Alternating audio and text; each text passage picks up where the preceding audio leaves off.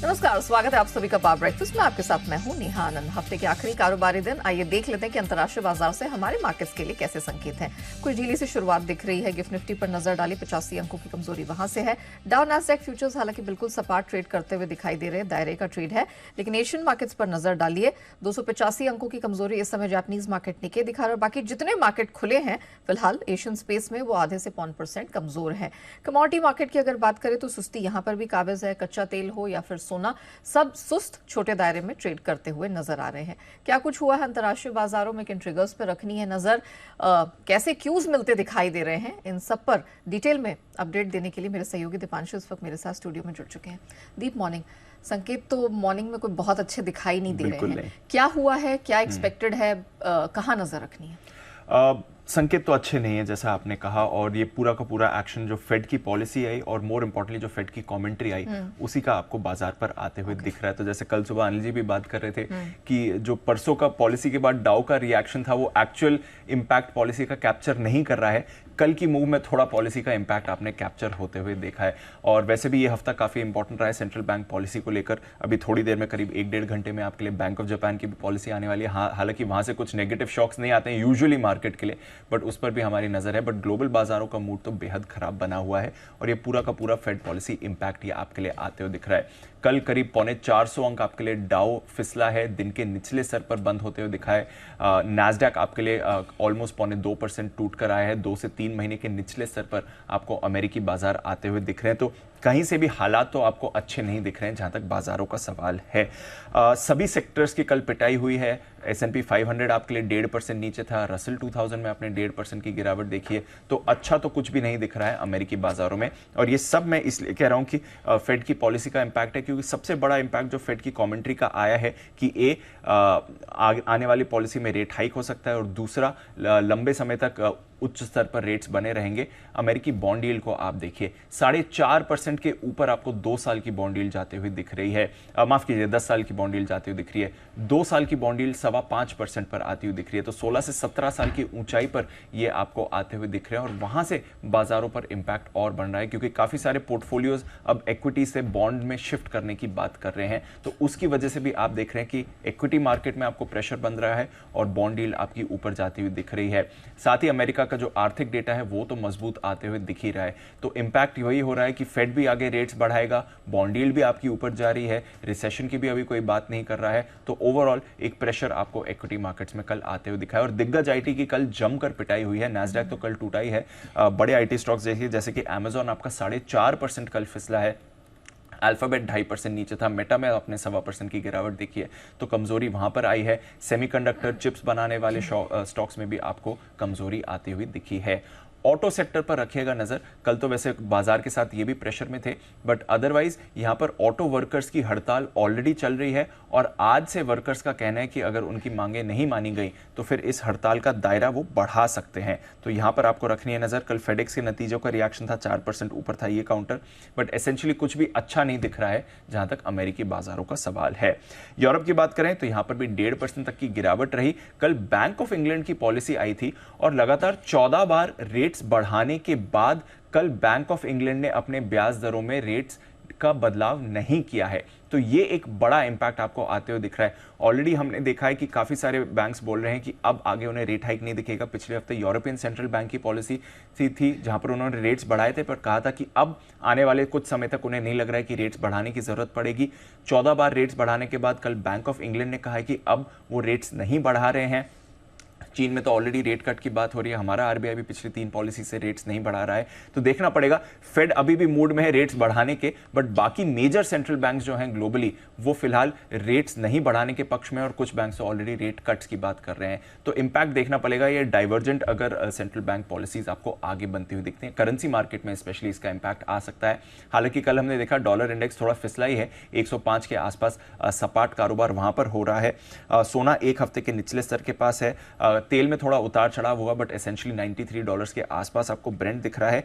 रूस का कल एक अनाउंसमेंट आया कि कुछ समय तक वो डीजल और गैसोलीन के एक्सपोर्ट्स पर रोक लगा रहे हैं। देखते हैं आगे इसका क्या इम्पैक्ट होगा, बट फिलहाल सब मान रहे हैं कि $100 तक कच्चा तेल जा सकता है। हालांकि 3-4 दिन से थोड़ा दबाव में आया है। बेस मेटल्स में भी आपको कमजोरी आती हुई दिख रही है। तो ओवरऑल अच्छे संकेत तो नहीं है बाजार के लिए, और कल तो भारी पिटाई हुई है। आज देखते हैं एशिया के मार्केट्स और हमारे मार्केट्स में क्या होता है। धन्यवाद दीप, वो पूरी डिटेल दर्शकों के सामने रखने के लिए। आइए आगे बढ़े, उससे पहले देख लेते हैं कि कल यानी कि गुरुवार को संस्थागत निवेशकों का प्रदर्शन कैसा रहा है। तो बिकवाली हाथ लगी है, कैश स्पेस पर नजर डालिए। विदेशी संस्थागत निवेशकों की तरफ से 3000 करोड़ से अधिक की बिकवाली वहां दिखी है। घरेलू संस्थागत निवेशकों ने थोड़ा सा यहां दम दिखाने की कोशिश की, 1150 करोड़ के आसपास की खरीद वहां से आते हुए दिखाई दी है। आइए अब जान लेते हैं कि जिस तरह के ग्लोबल संकेत बनते हुए दिखाई दे रहे हैं, जो कि अच्छे नहीं है, सुस्त है, उन सबके बीच हमारे मार्केट्स में क्या ट्रेडिंग रणनीति अपनानी है। सब पर बात करने के लिए जी बिजनेस के मैनेजिंग एडिटर अनिल सिंह भी हमारे साथ जुड़ चुके हैं।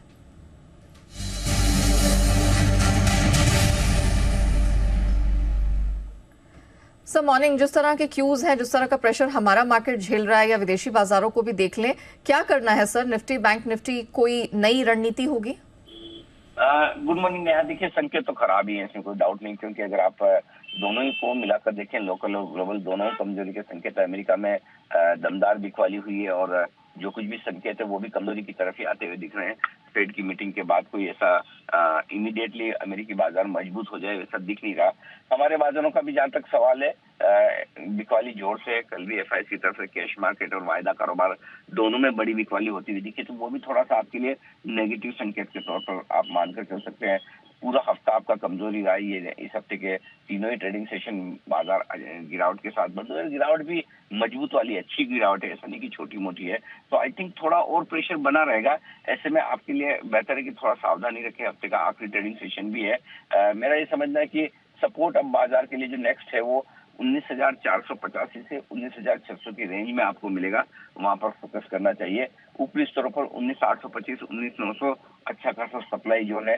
अगर किसी वजह से रिकवरी बनती है बाजार में और सेकंड हाफ में थोड़ा सा मजबूत होने की कोशिश करते हैं, तो वो आपके लिए प्रॉफिट बुकिंग करने का, बेचने का सही लेवल होगा। एक ही अच्छी खबर आज है कि जो ग्लोबल बॉन्ड इंडेक्स में हमारे भारतीय बॉन्ड्स को शामिल किया जा रहा है, वो सेंटीमेंट के लिहाज से अच्छी खबर है। बस वही एक ठीक ठाक दिखता है। बैंक निफ्टी का जहां तक सवाल है, 44,000, 44,200 आज के लिए आपके लिए सपोर्ट जोन है, और ऊपर में 44,875 से 45,000 की रेंज ऐसी है जहां पर आपको प्रॉफिट बुकिंग और बिकवाली आती हुई दिखेगी। जी, वैलिड पॉइंट से धन्यवाद हमारे दर्शकों को बताने के लिए कि अब क्या यहाँ से दिशा अपनानी है। तो क्लियरली प्रेशर तो रहेगा ही, क्योंकि बहुत अच्छे संकेतों का यहाँ सहारा है नहीं। 19,485 से 600 ये आज सहारा देने वाली बैंड होगी, जैसे सर ने कहा। 19,825, 900 यहाँ पर प्रॉफिट बुकिंग आते हुए दिखेगी। सिमिलरली बैंक निफ्टी 44,000, 44,200 ये आज सहारा मिलता हुआ बैंक निफ्टी को यहाँ से दिखेगा। और जो मुनाफा वसूली बिकवाली की रेंज है वो आपके सामने 44,875, 45,000 पे बनती हुई दिखाई दे रही है। आइए अब जान लेते हैं कि खबरों के दम पर किन स्टॉक सेक्टर्स में दिखेगा एक्शन। आशीष हमारे साथ पूरी डिटेल लेकर जुड़ चुके हैं। आशीष मॉर्निंग, ट्रिगर्स आज के लिए और खबरों के दम पर कहां एक्शन? मॉर्निंग देखिए, एक्शन देखने को मिलेगा अक्रॉस द मार्केट। पहले शुरुआत करते हैं इवेंट्स के साथ। सबसे पहले आप देखिए कैश में एमएमटीसी रिजल्ट्स हमेशा लेट देता है, इसके रिजल्ट्स आएंगे। साथ में ब्लू स्टार यहाँ पर बोर्ड की बैठक है, जहाँ पर क्यूआईपी के इशू प्राइस पर विचार किया जाएगा। कर्नाटका बैंक यहाँ पर बोर्ड बैठक है, फंड जुटाने पर बैंक विचार करेगा। और एसजेवीएन जहाँ पर कल नॉन रिटेल के लिए ओएफएस खुला था, आज रिटेल इन्वेस्टर्स के लिए ओएफएस खोला जाएगा। प्राइमरी मार्केट्स की बात की जाए तो अब देखिए 2 नई लिस्टिंग होंगी, सामी होटल्स और जाइगल प्रीपेड ओशन सर्विसेज। सामी होटल्स को रिस्पांस ठीक ठाक मिला था, 5.57 टाइम्स का सब्सक्रिप्शन था। जाइगल प्रीपेड ओशन सर्विसेज यहाँ पर जो है सब्सक्रिप्शन करीब था 13 टाइम्स के आसपास का। कुछ स्टॉक्स ऐसे जहां पर आपको एडजस्टमेंट देखने को मिलेगा। बर्जर पेंट्स है, यहाँ पर बोनस इशू है 5 शेयरों पर 1 शेयर का। और जीएमडीसी में डिविडेंड का एडजस्टमेंट है, अच्छा खासा डिविडेंड है, 11 रुपये 45 पैसे का। बात करते हैं आईपीओ के सब्सक्रिप्शन आंकड़ों की, तो सबसे पहले अगर आप देखें तो सिग्नेचर ग्लोबल यहाँ पर आईपीओ के दूसरे दिन अगर आप देखें तो अच्छा खासा रिस्पांस देखने को मिला है। खासतौर पर अगर आप रिटेल कैटेगरी को देखें तो 2.7 टाइम्स का सब्सक्रिप्शन देखने को मिला और टोटल 1.7 टाइम्स के आसपास का है। साइज सेल्स यहाँ पर बहुत ही सुस्त और बेहद कमजोर रिस्पांस यहाँ पर निवेशकों की तरफ से देखने को मिला है। सिर्फ 34% सब्सक्रिप्शन अभी तक देखने को मिला है, और रिटेल कैटेगरी की बात की जाए तो केवल 27% का सब्सक्रिप्शन है। मनोज वैभव ग्लोबल जेम्स एंड ज्वेलरी ये भी आज से आईपीओ खोलेगा, और यहाँ से अगर आप देखें तो 81 करोड़ इन्होंने ऑलरेडी एंकर इन्वेस्टर्स से जुटा लिए। इशू के जो साइज है वो करीब 270 करोड़ के आसपास है, ओएफएस है 60 करोड़ का, और फ्रेश इशू है 210 करोड़ का। प्राइस बैंड एक बार आपको बता देता हूँ, 204 रुपये से 215 रुपये का है। अब हम बात कर ही रहे थे SJVN के OFS की, तो नॉन रिटेल में अगर आप देखें तो ओवर सब्सक्रिप्शन ऑप्शन का इस्तेमाल जो सरकार करेगी, यानी 2.46% के अतिरिक्त भी 2.46% हिस्सेदारी यहाँ पर बेची जाएगी। बड़ी बात करें खबरों की, तो खबरों में अगर आप देखें तो ग्लेनमार्क फार्मा ये फोकस में रहेगा। और सबसे पहले आपको बता दूं कि 3 महीने पहले ही जी बिजनेस ने आपको ये पूरी जानकारी इन डिटेल बता दी थी कि कौन खरीदेगा, कितना खरीदेगा और कितनी यहाँ पर हिस्सेदारी बिकने वाली है। और बिल्कुल उसी के मुताबिक आप देखें कि जो ग्लेनमार्क फार्मा है वो ग्लेनमार्क लाइफ साइंसेज में 75% हिस्सेदारी जो है निरमा को बेचेंगे, जो 615 रुपये के भाव पर करीब 92 करोड़ शेयरों को जो है वो बेचा जाएगा। और इस डील के बाद भी अगर आप देखें तो Glenmark pharma Glenmark life sciences में 7.84% हिस्सेदारी बेचेगी, हिस्सेदारी यहाँ पर बनी रहेगी। और साथ में अगर आप देखें तो इनको जो इनफ्लोज देखने को मिलेंगे वो भी करीब 5,652 करोड़ के, यानी नेट अगर आप देखें तो करीब करीब टैक्स वैक्स हटा के 5,000 करोड़ जो है वो ग्लेनमार्क फार्मा को मिलते हुए नजर आएंगे। और क्योंकि प्रमोटर चेंज हो रहा है तो एक मैंडेटरी ओपन ऑफर भी यहाँ पर ट्रिगर होगा। 3 महीने पहले ये सारी जानकारी जी बिजनेस ने आपको बता दी थी। बड़ी खबरों में बैंक्स और PNB के CAB फोकस में रहेंगे, क्योंकि JP मॉर्गन ने ग्लोबल बॉन्ड इंडेक्स में भारत को शामिल कर लिया, और जिसके चलते अगर आप देखें तो अगले 10 महीने में काफी बड़े इनफ्लोज आपको देखने को मिल सकते हैं। 2000 से 2200 करोड़ डॉलर्स के इनफ्लोज यहां पर आपको देखने को मिलेंगे। RVNL ये भी स्टॉक फोकस में रहेगा, अच्छे खासे ऑर्डर मिले। 1272 करोड़ के हाईवे प्रोजेक्ट के लिए JV का गठन किया, तो यहां पर नजर रखेंगे। ICICI लोम्बार्ड, यहां पर देखिए भार्गव दासगुप्ता ने ICICI लोम्बार्ड के MD एंड CEO पद से इस्तीफा दे दिया है। हालांकि कोई खास कारण नहीं, निजी कारणों के चलते इस्तीफा दिया गया है। बल्क डील्स की बात करें तो इलेक्ट्रॉनिक स्मार्ट, यहाँ पर प्रमोटर्स ने अपनी हिस्सेदारी बेची है, लेकिन इसके अगेंस्ट में फंड ने बाइंग की है। मोतीलाल ओसवाल म्यूचुअल फंड ने करीब 60 लाख शेयर जो है वो 143 के भाव पर खरीदे हैं। करीब करीब 86 करोड़ की खरीदारी इस स्टॉक में की है। ओके, चलिए, तो ये कुछ बड़ी खबरें हैं जिनमें इन चुनिंदा स्टॉक सेक्टर्स में दिखेगा एक्शन। लेकिन आइए बढ़ते हैं आगे। फार्मा सेक्टर की दिग्गज कंपनी ग्लेनमार्क फार्मा अपनी सब्सिडरी GLS में 75% हिस्सेदारी बेचने का ऐलान कर चुकी है। ग्लेनमार्क फार्मा के बोर्ड से मंजूरी के बाद कंपनी GLS में अपनी 75% हिस्सेदारी निरमा को बेचेगी। ये डील 615 रुपए प्रति शेयर के भाव पर हुई और इस डील की कुल वैल्यू 5,652 करोड़ रुपए है। बिक्री के बाद GLS में ग्लेनमार्क फार्मा के 7.8% हिस्सेदारी बेचेगी। और जैसे कि आशीष भी बता रहे थे, जी बिजनेस ने 3 महीने पहले ही आपको ये खबर दिखा दी थी। डील पर ग्लेनमार्क फार्मा के CMD का क्या कहना है, आइए सुनाते हैं आपको। सर, मुझे सिर्फ कंफर्म करना था, निरमा की तरफ से जो ओपन ऑफर आएगा वो 630 रुपीज पर शेयर और 17.15% स्टेक के लिए होने वाला है। 631 रुपीज। फार्मा बिजनेस का ग्रोथ काफी अच्छा है, और स्पेशली यूरोप और Latin America high double digit का ग्रोथ विजिबल है। तो गोइंग फॉरवर्ड ये जो ग्रोथ हम फार्मा बिजनेस से हम स्ट्रॉन्ग ग्रोथ एंटिसिपेट करते हैं। ओके, चलिए, तो इस बड़ी डील की पूरी डिटेल आपने सुनी और जैसा कि हमने आपको बताया कि जी बिजनेस पे सबसे पहले आपको मिली थी इस डील की जानकारी। बाजार पर अब एक्सपर्ट्स की क्या राय बन रही है, कौन से सेक्टर्स और स्टॉक्स पे करें फोकस, इस पर बात करने के लिए मार्केट एक्सपर्ट श्रीकांत चौहान जी हमारे साथ जुड़ चुके हैं। श्रीकांत जी, पहले तो मैं ग्लेनमार्क फार्मा की जो बड़ी डील है इस पर ही आपसे व्यू लेना चाहूंगी। क्या राय बन रही है सर? फार्मा स्पेस वैसे भी हम देख रहे हैं काफी खबरों में है, अब ग्लेनमार्क फार्मा को लेकर क्या व्यू बन रहा है? जी, गुड मॉर्निंग। बिल्कुल, तो देखिए फार्मा में काफी अच्छा हम लोगों ने रैली देखा भी है, और GLS फार्मा अगर देखें या ग्लेनमार्क फार्मा देखें, दोनों का मोमेंटम काफी स्ट्रांग है, अपने इंपॉर्टेंट लेवल्स के करीब आ चुके हैं। तो मुझे लगता है कि 1000 रुपए से लेकर 800 रुपए की रेंज रहेगी ग्लेनमार्क फार्मा के लिए। हमें लगता है कि इस डील के बाद ऐसा हो सकता है कि शायद थोड़ा करेक्शन अगर आता है तो it's okay, but overall eventually लगता है कि 1000 रुपए के करीब जा सकता है।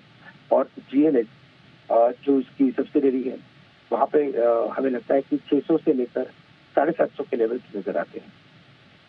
चलिए, तो GLS और ग्लेनमार्क फार्मा इसको लेकर फिलहाल ये राय बनती हुई 1000 के पार जाता हुआ ग्लेनमार्क फार्मा यहाँ पर नजर आ रहा है। अच्छा सर, RVNL पे आपका व्यू जानना चाह रहे थे। वैसे तो ये काफी पूरा स्पेस ही बाजिंग है, लेकिन जो खबर आई है RVNL में वो है कि 1270 करोड़ से कुछ अधिक का इन्होंने हाईवे प्रोजेक्ट के लिए एक जॉइंट वेंचर का गठन किया है।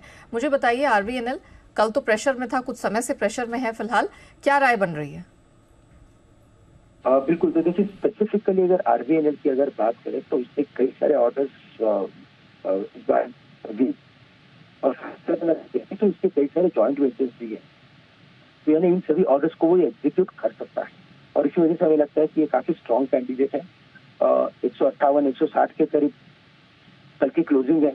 शायद मार्केट में वीकनेस है, इसमें और वीकनेस अगर आता है तो बिल्कुल इसमें लेके चले, लेकिन ओवरऑल हमें लगता है कि ये स्टॉक वापस एक बार अपने 190-195 के लेवल्स को दिखा सकता है जो इसने अभी कुछ दिनों पहले टेस्ट किए थे। तो एक काफी स्ट्रॉन्ग कैंडिडेट है, करंट लेवल से इसे खरीदा जा सकता है। कि चलिए भले ही कुछ समय से कमजोरी हो, कूल ऑफ हो, लेकिन आज जब मार्केट खुले तो आप डेफिनेटली इसमें एंट्री करिए। 190-195 तक का लेवल दिख रहा है। अच्छा सर, ये बताइए आपको इस मार्केट में क्या पसंद आ रहा है? आपकी बेस्ट पिक्स कहाँ से आएंगे? बिल्कुल, तो देखिए मार्केट 20,200 के करीब था, वहां से लगातार गिरते गिरते 19,700 आ चुका है और आज शायद हम 19,600 के लेवल देखेंगे। बट इन लेवल्स के बाद हमें लगता है कि बड़ी गिरावट के बाद तो मार्केट ओवरसोल्ड हो चुका है। अब यहाँ से इसमें रिकवरी बन सकती है और इसी वजह से मुझे लगता है कि भारत हेवी इलेक्ट्रिकल BHEL जो करंटली 124 के करीब का क्लोज है, इसे लॉन्ग करके चले। हमें लगता है कि ये स्टॉक एक बार वापस से 135-140 के लेवल दिखा सकता है, तो करंट लेवल से BHEL को लॉन्ग करें और यहाँ पे स्टॉप लॉस रखें 120 रुपए का। और साथ ही साथ मुझे लगता है कि कल के दिन में हमने PSU बैंक्स में काफी बड़ी गिरावट देखी थी, शायद इनमें और थोड़ा करेक्शन हो सकता है, लेकिन हमें लगता है कि वापस अगर मार्केट में रिबाउंड अगर आता है तो सबसे पहले कैनरा बैंक को लॉन्ग करने की कोशिश करनी चाहिए, क्योंकि यहाँ पे आउट परफॉर्मेंस काफी बना हुआ है। 365-364 के करीब इसे खरीद सकते हैं। स्टॉप लॉस रखे यहाँ पे 360 का टारगेट्स नजर आते हैं इसमें वापस से एक बार 375 से लेकर 380 के। सर एक बार स्टॉप लॉस रिपीट करेंगे? 360 रुपए का स्टॉप लॉस रखना है। ओके और टारगेट्स नजर आते हैं 380 के। ठीक है sir, thank you so much sir हमारे साथ जुड़ने के लिए, बताने के लिए कहाँ इक्विटी मार्केट में कमाई के मौके। तो भेल और कैन बैंक इस पर रखिएगा नजर, कुछ स्ट्रेंथ की संभावनाएं यहाँ डेफिनेटली नजर आ रही है। हम रुकते कमोडिटी बाजार की रणनीति समझ लेते हैं। कुंवर जी कमोडिटीज के रवि देवरा हमारे साथ जुड़ चुके हैं। रवि जी, प्रेशर तो अक्रॉस द बोर्ड हम कमोडिटी मार्केट में देख रहे हैं, कच्चे तेल पर व्यू दे दीजिए। कच्चे तेल पे थोड़ा बुलिश व्यू है। कल बाजार से बॉटम से रिवर्स हुआ 92 के सपोर्ट से, तो लग रहा है कि आज वो तेजी में रहेगा। हालांकि वोलेटिलिटी जरूर है। 7500 का जो कॉल ऑप्शन है वो क्रूड का आप बाय कर सकते हो अक्टूबर एक्सपायरी का। 220 के करीब ये कॉल ऑप्शन बाय करें। स्टॉप लॉस 160 का लगा है। ये कॉल ऑप्शन 320 तक के टारगेट दिखा सकता है, तो मुझे लग रहा है कि वहाँ पे बुलिश शेयर जाना चाहिए, बट ये कॉल ऑप्शन से वहाँ पे लॉन्ग जाना है। एक बार इसका स्टॉप लॉस रिपीट करिए। हाँ, 160 160 वुड बी स्टॉप लॉस। 220 के करीब बाय करना है एंड टारगेट ऊपर रहेगा, वो रहेगा 320। अच्छा, मेटल्स में कहाँ नजर है? मेटल्स में एल्यूमिनियम लगातार ये कमोडिटी आउट परफॉर्म कर रहे हैं और कल इतनी वोलेटिलिटी के बावजूद बुल्स ने 200 का लेवल इंटेक रखा था। एल्यूमिनियम को 201 के लेवल पे बाय करें। स्टॉप लॉस 199 का रहेगा और अपर साइड 206 तक के लेवल इंट्राडे में देखे जा सकते हैं। ओके, और सिल्वर पे कोई राय बन रही है? मेरे हिसाब से शॉर्ट कवरिंग ट्रेड लेना है। कल बॉटम से काफी अच्छी रिकवरी आई थी, बट बाय ऑन डिप्स का स्ट्रेटेजी रखें। 72,800 के करीब सिल्वर के दिसंबर कॉन्ट्रैक्ट बाय करें। 72,400 का स्टॉप लॉस। इंट्राडे में 73,600 तक के लेवल देखे जा सकते हैं। ओके, धन्यवाद रवि जी वो पूरी डिटेल दर्शकों को बताने के लिए। आइए अब बात करते हैं FIR या FIR इन्वेस्टमेंट रिपोर्ट्स की और जान लेते हैं कि फॉरेन ब्रोकरेजेस की नजर कहाँ है। आशीष के पास है पूरी detail. Ashish, over to you. देखिए, सबसे पहले अल्ट्राटेक सीमेंट यहाँ पर बर्नस्टीन की तरफ से रिपोर्ट आई है, जहाँ पर रेटिंग को कर दिया गया है डाउनग्रेड। पहले आउट परफॉर्म की रेटिंग थी, अब न्यूट्रल की राय देना और टारगेट भी देखिए कट किया है। 8,565 से घटाकर 8,256 कर दिया है। भाव हालांकि चल रहा है 8,314 रुपए का। श्री सीमेंट यहाँ पर भी देखें तो सिमिलर रेटिंग है, डाउनग्रेड है और टारगेट कट है 23,187 से 22,341 का टारगेट दिया है। हालांकि स्टॉक चल रहा है 26,294 के आसपास। अंबुजा सीमेंट्स यहाँ पर भी सिमिलर रेटिंग, डाउनग्रेड है और जो टारगेट है वो कट किया 466 से घटाकर 424 रुपए, 426 रुपए का भाव चल रहा है। HDFC लाइफ यहाँ पर गोल्डमैन सैक्स खरीदारी की राय को बरकरार रखे और लक्ष्य जो है 740 से बढ़ाकर 770 कर दिया, 644 का भाव चल रहा है। और अंत में HDFC बैंक यहाँ पर गोल्डमैन सैक्स की तरफ से रिपोर्ट आई है, खरीदारी की राय को बरकरार रखा है। हालांकि टारगेट प्राइस थोड़ा सा कट किया, लेकिन अभी भी अगर आप देखें तो करंट मार्केट प्राइस से ऊंचा ही टारगेट है। 2,051 रुपए से घटाकर 2,042 कर दिया है, 1,553 का भाव चल रहा है। धन्यवाद आशीष पूरी डिटेल के लिए। आइए इसी के साथ पावर ब्रेकफास्ट को यहीं रैप अप करते हैं, लेकिन बने रहिएगा जी बिजनेस के साथ।